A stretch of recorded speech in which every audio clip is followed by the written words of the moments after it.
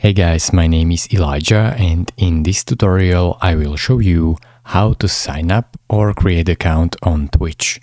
First thing you will have to do is to go to twitch.tv and then click on sign up right here.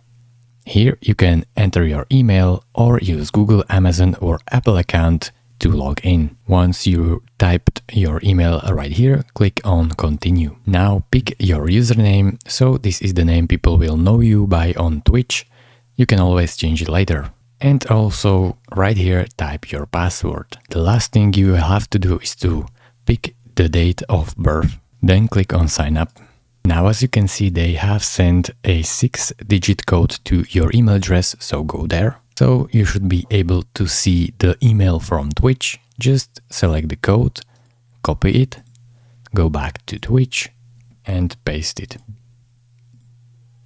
Now your account is successfully created and you can choose some interest, so choose what you are interested in and press done. Thank you very much for watching. If this video was helpful to you, consider subscribing and liking this video and I will see you in the next tutorial. Bye bye.